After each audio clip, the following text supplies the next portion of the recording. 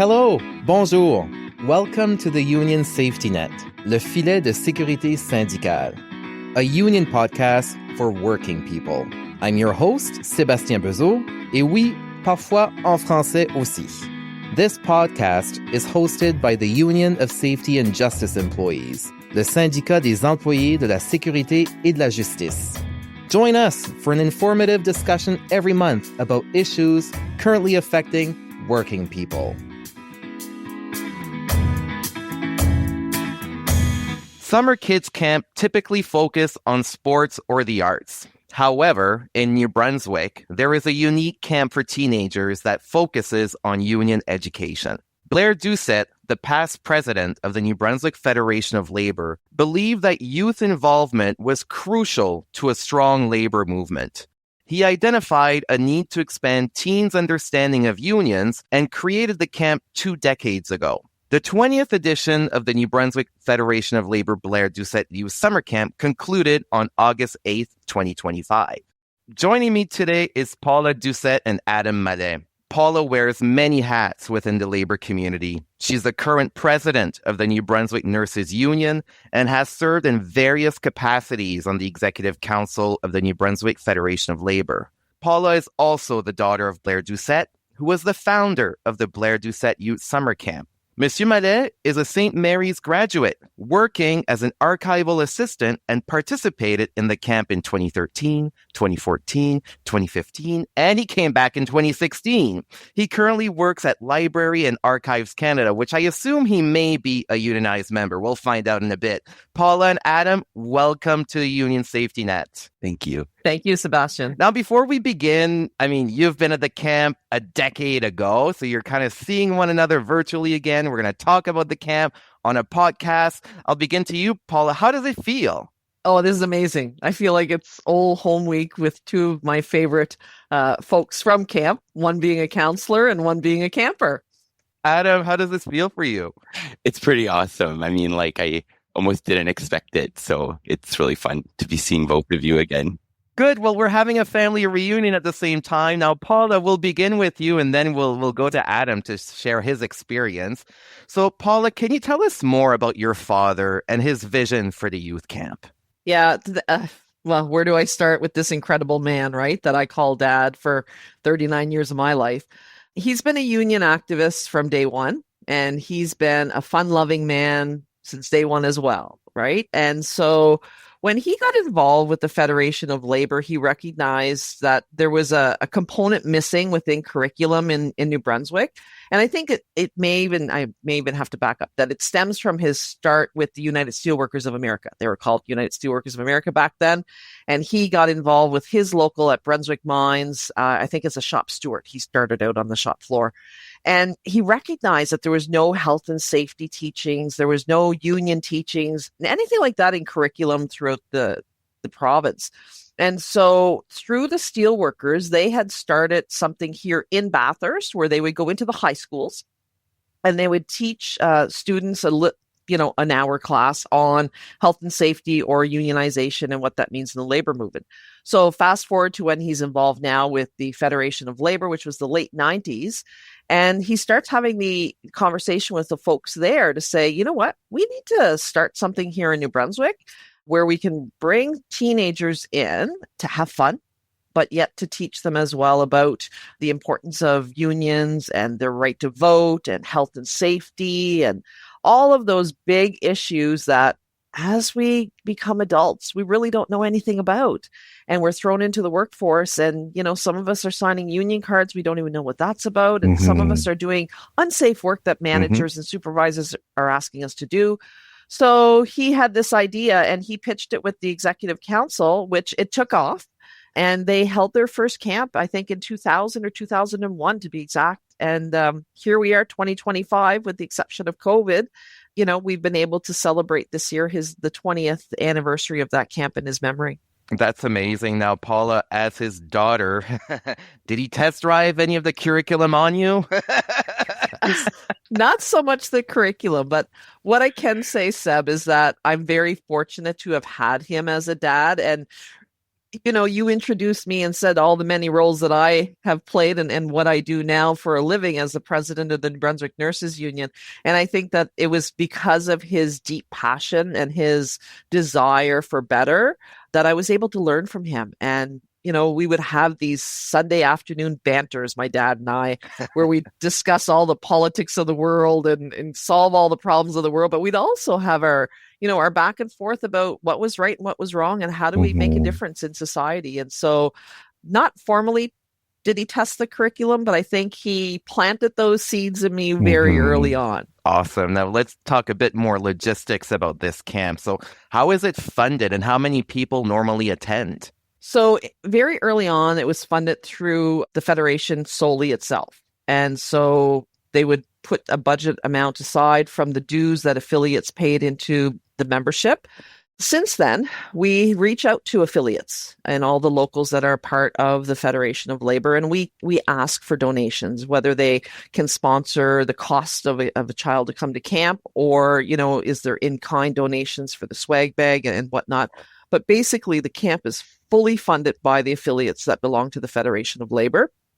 I must say, when my dad passed away in 2009, we had cards made up through the Federation did, and as did I, and we had those as, donation requests when somebody passes away to make donations in his name to the camp. So that also fed into that fund, and we have it as a restricted fund now at the Federation of Labor that they can't utilize any of that money except for the camp and the bursaries that we give out after the campers graduate, which is like awesome. And I hope we get to talk about. We will get to that. But how old, what is the age limit? Because according to Adam, he'd be going back every year. He's gone for 4 years.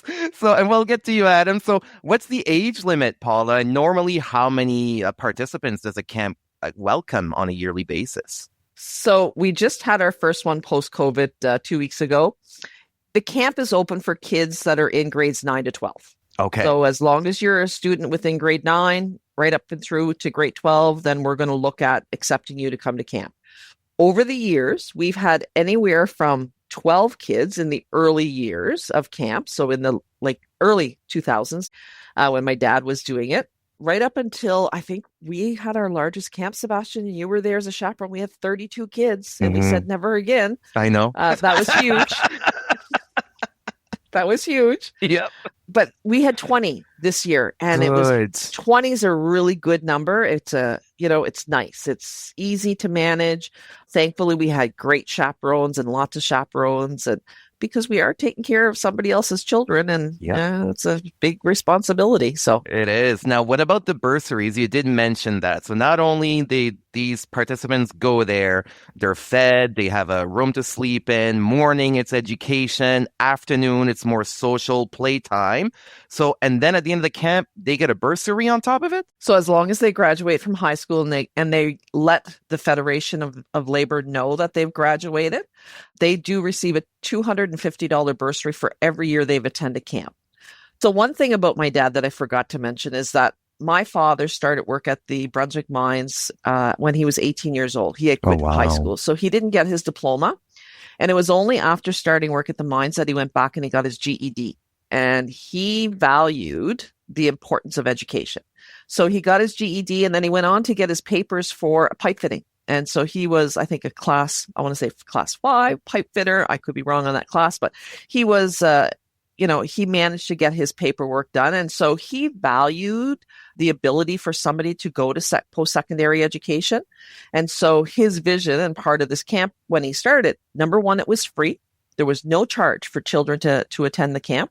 And number two, he wanted them to make sure that if they wanted to go to post-secondary education after high school graduation, that they would have some assistance monetarily from attending this week at camp on behalf of the Federation of Labor. So they do get that upon completion of high school. That's amazing. Now, last question for you, Paula, before we switch to Adam.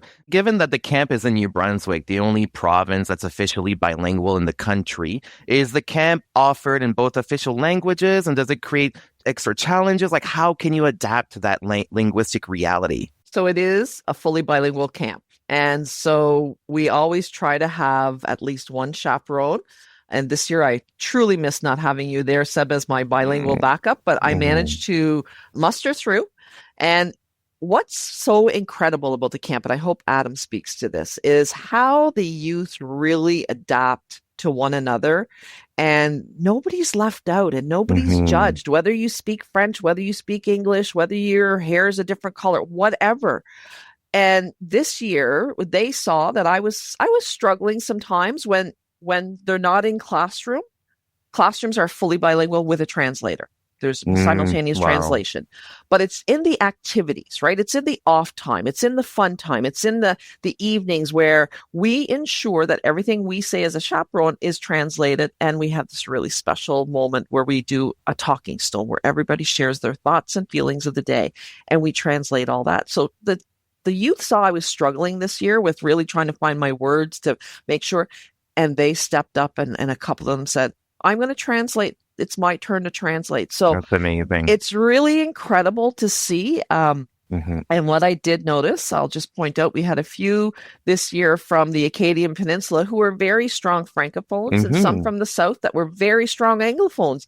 And it was interesting on the last dinner on Thursday night, our special dinner, how they switched. And my Acadian Peninsula students were speaking English and my Southern students from St. John were speaking French, and it was amazing. Wow, yeah. That is amazing. You said it's amazing. Adam, how did you hear about the camp and register? Where did this all come from? It just fallen onto your lap by your parents? Like yes, it did. So both my parents have, for as long as I can remember, worked in unionized workplaces. So they had come across the youth summer camp, and they advised me or encouraged me to apply. And so I did. And how was the application process back then? I mean, we're talking a decade ago. Did you have to fax in your application? How was it? I was actually trying to ponder that. So it was pretty straightforward from what I can remember. Like, it didn't take much time and energy to complete, which is great when you're a student, because you kind of want to be on the go with work or with school or extracurricular. I believe it was faxed, but luckily my mom, she did have a fax machine. But yeah, I believe it was by fax, and maybe now it's by email. Probably, yes. And we'll make sure to add the resources in our link of the podcast so that the listeners can look at the brochure that was developed by the Federation of Labor. They can look at the application form, and we'll also link the press release that was sent for their last camp as well. So that will all be found in our resource section. Now, Adam, you've gone to the camp 4 times. Why did you keep on returning? Yeah. First, I thought it was just really enjoyable. It's really fun to be able to get with other people your age who share sentiments about work and like how as a youth worker you have certain rights that may be exploited. It's not something you always talk about amongst with your peers, say in school. But yeah, I mean, it was just a great experience to go back to. But if you've gone the first year, you've learned all the curriculum, and you decided to go back anyways, did you learn new skills or new tools every time you returned? Like what were your takeaways from the camp that made you want to go back all the time? I think it was more like wanting to delve deeper into those topics that we're introduced to, because it's not something you can master. And I think just going back to rediscuss, to bring what you learned in the last 12 months to see if maybe your opinion has changed on something. And also, it's really great to get perspectives from other students. Like Paula said, there are different, demographics in the province. So it's really great to get the different perspectives of those demographics when you can. It makes it for a rich conversation. Now, I assume, but you should never assume, but are you in a unionized position right now? I am, yes. I do belong to the Come on, Adam. Now we put you on the spot, but you have to deliver. You've gone to youth camp 4 times. You should know who your union is. I know I'm a professional employee. Wait, CAP, Canadian Association of Professional Employees. There you go. I got it. Now, how did the camp help you, if at all, with your current position, given that you are in a unionized position? Yeah, good question. First, being able to recognize, say, when maybe your rights are not being properly given to you or the rights of others. I believe the camp was very helpful in allowing me to make those observations and be aware of malpractice in the workplace when it comes to workers' rights. Yeah, and it also allowed me to want to be part of a larger working class movement, which I feel leads to stronger communities. Yeah. So I suppose that too is also introduced to me at the camp, this idea of finding strength in your community, especially as workers. Yeah. Okay. So it did set you up and prepare you for the workplace, which is good to know. I want to point something out. If I remember correctly, Adam, you were even on the executive of the camp, maybe 2 years. I think If I remember correctly. Mm-hmm. Yes, I remember we went on strike one year. Right. Yes. So for the listeners to know, this is a union camp, right? So there is a collective agreement between the campers and management, which are the chaperones, like it would have been Paula and I and the other chaperones. And throughout the week, we explained that the camp had a union executive. So the campers elect amongst themselves their own union executive. And then by the end of the week, they meet amongst themselves, they develop their bargaining demands, and then they come to the table with management and they try to bargain their collective agreement again. Now, Adam, you were on the executive, and Paula, you were in management. Can you give us maybe 2 examples of articles that were in the collective agreement that either management or union always wanted to change? I can give an easy one. Access to Wi-Fi. I remember even before I was on the executive, that was something that they were pushing for from the students. And management would, I don't even know if they even have it now. They would not relinquish that. Do they have Wi-Fi nowadays? No, they still don't. Okay, management had stuck on that one. And the one that I know I always wanted to work on was the bed times. Because in the collective agreement, you had the time that the campers go to bed, the time they wake up. And that was always a contentious one, right, Paula? It still is. So they have to be in their rooms by 10:45, and they had to have lights out at 11. And this year they tried again and again. And there was one night we actually sent them to their rooms like 10 minutes early. And it was on like the 3rd day they came back to us and said, we want to file a grievance because you violated the collective agreement. There and I you thought, go. Good. Awesome. I was so happy because they had read through their collective agreement. They understood it. Yeah. So yeah, there's all of those are still there. The health and safety one is another big one that we've introduced. And I think there was one year where about accessibility, right? We've never really had a camper with a physical disability, but the campers saw it as a very valuable piece to add to their collective agreement. And I thought, awesome. Like some of the ideas are beautiful. Really good. That's awesome. However, I don't think I'd ever want to change their bedtime, if anything, except to go earlier. That's fair. Any key takeaways from the camp, Paula and Marela and Adam? Do you keep track of the participants nowadays? It's been, you've concluded the 20th camp. Adam, you've gone over 4 times back to back. I'm sure you've made some lifelong friends. So do you keep tabs on the campers and whatnot, Paula and then Adam? Absolutely. So just backing up a little bit, the camp was initially, when my father started, called the New Brunswick Federation of Labor Youth Summer Camp. And then in 2008, the Executive Council named the camp after my dad in his name, as he was battling cancer, and he sadly passed away in February of 2009. So that year was the first year that I went as a chaperone. And I didn't stay for the entire week. I went for the opening and the closing, right? So I got to know some of the kids. But then after that, I started going. So I started being a full-time chaperone for that week from 2010.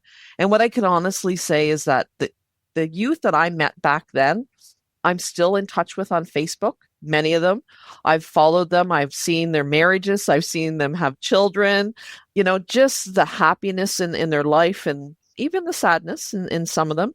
We've lost some campers over the year to tragedy as well. And, but you see the campers come together, supporting one another. And I think that's just the beauty of it. These are people that I would probably not have the opportunity to meet or to really get to know. And I said this year to the families that were there and then the friends that were there to pick them up, I thank them. I thank them for allowing us as chaperones to be part of their life and to really see how they grow in a week is really incredible. From the day that they arrive, they're scared, they're shy. You see some of them say to their parents, "Why am I here? I don't want to stay here." And to see them develop the friendships and the ability to really warm up to the chaperones. And, one thing that really touched my heart this year is one of the campers on our last supper. And we all know, we've been there before. The talking stone is always the emotional part of our supper, where everybody's sharing their thoughts and their feelings for the year or for the week, sorry. And this one youth and who's from Blackville said to me, "I want to be just like you, Paula." And I thought, I've spent 4 days with her, right? And this is how she felt, and this is how she saw me, and she wants to be a nurse, right? And it was just an incredible validation and a feeling for me that everything that I've given to the camp has paid off. And so it's moments like that that I think make me feel so proud, and moments like this where I can share this with Adam, who, like you say, was a camper for 4 years and one of my favorite campers ever. And any chance I get, I always ask his dad how he's doing. And, it's these moments, and it's our friendship too, Seb. And we often say, and so your listeners are going to hear, we are like a married couple when we're at camp. You're my yin to my yang, or however that saying goes. But, we may not talk all year long, but come time for camp, it's like, we've never been apart. So all of that makes sense. And all of that, I thank my father for having this vision. Adam, key takeaways, last words about the camp? It was a great experience to be able to go. I still ponder those memories fondly. The lessons that I learned, they still help me today as an adult. And it's amazing that I was introduced to those topics as a child, especially, ideas of fairness and equality and fighting for something bigger than yourself. And yeah, like you said, having lifelong friends, that's something that also you get to experience at the camp too. Just some really great relationship building that, lasts forever. Great. Well, Paula and Adam, thank you for sharing with our listeners the importance of this unique camp, the Blair Doucet Youth Camp from the New Brunswick Federation of Labor. We invite our listeners to look into more detail about this camp, look at other opportunities, and share your comments. If you're a past camper, share a story with us on our social media. We'd love to hear how the camp impacted you. Again, Paula, Adam, thank you for joining us on the Union Safety Net. Thank you very much. Thank you, Sebastian. Merci. Thank you for joining me for this episode of the Union Safety Net, Le Filet de Sécurité Syndicale, a union podcast created by USJE for working people. If you have any feedback on today's episode or would like to suggest a topic you want us to cover, please reach out on social media platforms. We love to hear from our listeners. I'm your host, Sébastien Bezeau, and I hope you'll join us next month for another episode of the Union Safety Net, Le Filet de Sécurité Syndicale.